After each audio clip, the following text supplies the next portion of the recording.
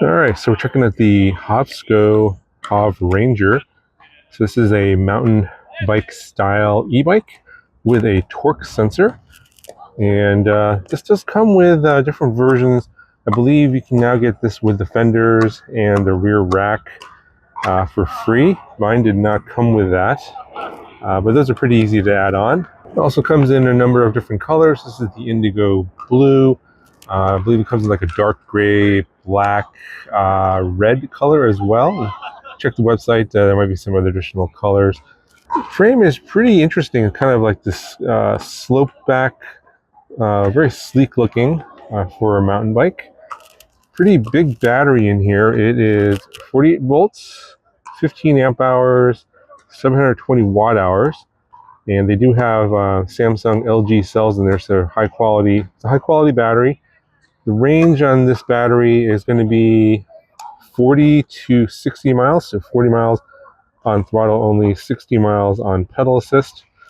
And it's paired with a pretty nice motor, 500 watts nominal, 970 watts peak, and it's 48 volts, 65 newton meters of torque.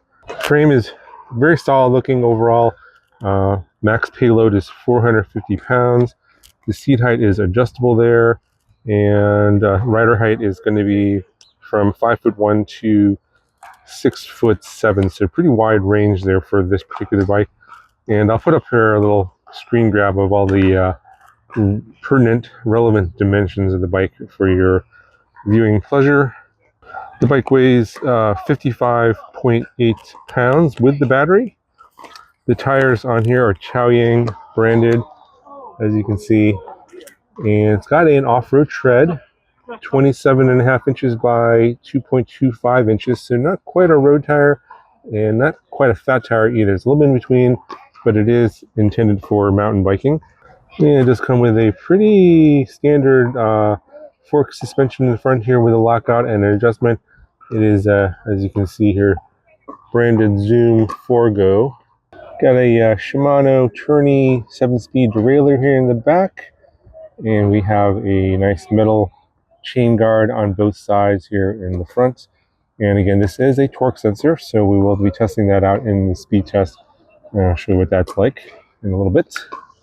So as you can see here, the battery is removable, and it's sort of like this black color blends in nicely with this blue color.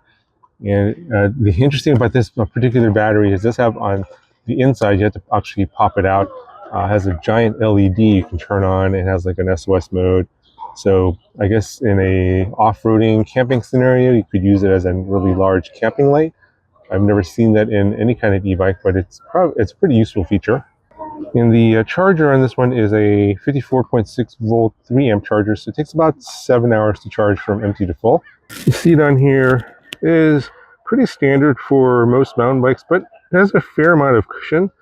Not too uncomfortable, but it isn't for those of you that have want really wide cushiony seats. This does not qualify for that, but it is very applicable for a mountain biking scenario. Here's a look at the handlebar. Got a thumb throttle here. I believe max speed on the throttle is 28 miles an hour. Again, we'll be testing that in a second. Hydraulic disc brakes, and here are the levers, left and right. Nice grips here, ergonomic, and pretty solid overall. Again, here's the Shimano shifter here, and it's a trigger shifter front and back. This is the display. Does not show up well in bright sunlight. It's a very bright sunny day today, but does show your battery, pedal assist level, and speedometer and odometer. And basically, to adjust your pedal assist levels, you have a plus and minus button here, headlight button, and you got your power on button here. And again, this is your thumb throttle. Got a pretty standard headlight here in the front. And again, this does not have any tail lights in the back, but that is an option you can add on. Here's a look at the front disc brake, 180 millimeter rotors, and this is a hydraulic disc brake setup.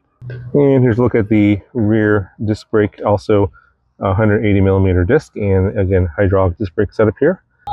So in terms of the assembly and the shipping, it came very well shipped from the factory. Lots of foam, zip ties, etc. So no damage from the factory. The only things I had to install were the front wheel and the handlebar. So overall, fairly easy and straightforward to put together. All right, so that cover all the features and specs. Let's go ahead and give it a ride. I'll give you my thoughts as I'm riding around and my final conclusions at the end. All right, starting off in pedal assist level 1,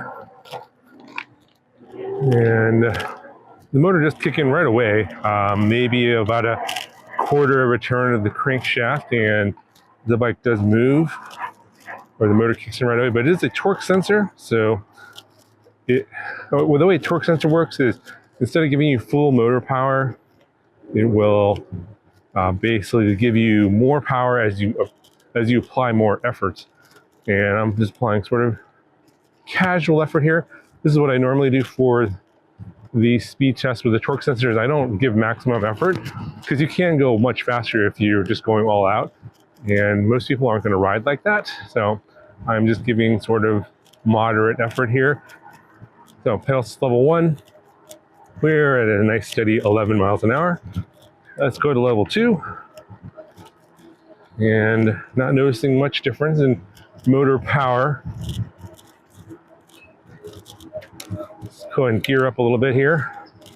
But gear up, then there should be a little bit more speed. Not a whole lot here in level 2. Still 11 miles an hour. All right, so let's go to level 3. See if we notice any difference here. 13, okay, 14. A little bit more in level 3. Topping out at about 14 miles an hour in level 3. So let's go to level 4. All right, here's level 4. Definitely more power given by the motor here. And I am freewheeling a little bit. And as soon as I freewheel, the motor power kind of stops. And so you do need to keep applying effort. I'm at 13 miles an hour in level 4. All right, let's gear all the way up. There we go. Now that I'm geared all the way up and not freewheeling, 18 miles an hour in level 4. All right, let's go to level 5. Starting off at a slow speed here. Let's see what we can get up to. Just on pedaling. I'm totally geared up. And it looks like we're topping out at about 19 miles an hour in pedal assist level 5. All right, let's go back to pedal assist level 1. And we'll do a throttle only test. But I believe on this bike, it is going to give maximum power even on pedal assist level 1. All right, here we go. Yep, throttle only, no pedaling. And we're topping out at 19, 20, 21. Yeah, about 20, 21 miles an hour. So I did notice that's something that on this bike, there's a sticker on it saying it's a class 2 e-bike, which should mean that it's limited to 20 miles an hour. And that is what we're getting. Even though on the website it says 28 miles an hour, I believe you need to do an unlocking procedure to get class 3 speeds. But it doesn't seem like, well, I wasn't able to locate that in the manual. You may need to contact the manufacturer in terms of finding out how to do the unlock procedure to get to the 28 miles an hour.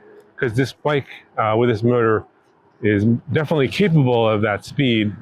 It's just that it looks like it's speed limited from the factory, and you will need to unlock it. But that, I'm not 100% sure how to do that. So you'll have to contact the manufacturer on how to do that. All right, so here are my final conclusions on this e-bike.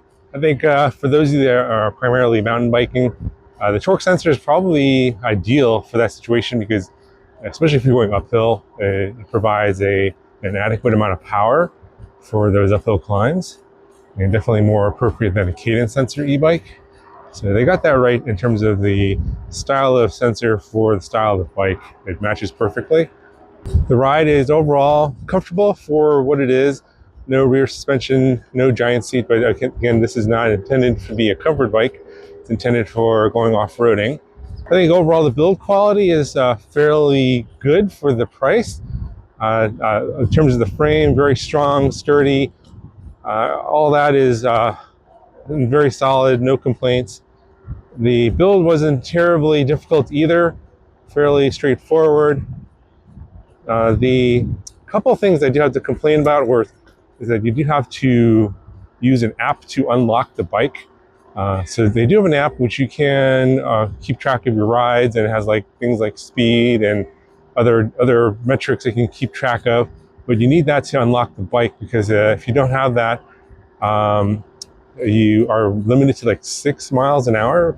So this is the first bike I've seen as locked in this fashion, which is somewhat annoying in my opinion. I wish they didn't do that, but I guess it's one of the ways that they can, I guess, get you to register and stuff. A couple of things that were a bit annoying is that the front brake and the rear brake are out of adjustment, out of alignment from the factory.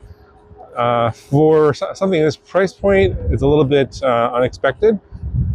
Usually especially hydraulic disc brakes, they come tuned from the factory. This one's slightly out of alignment, so I don't know if you can hear it in the video or not, but you can hear it rubbing a little bit.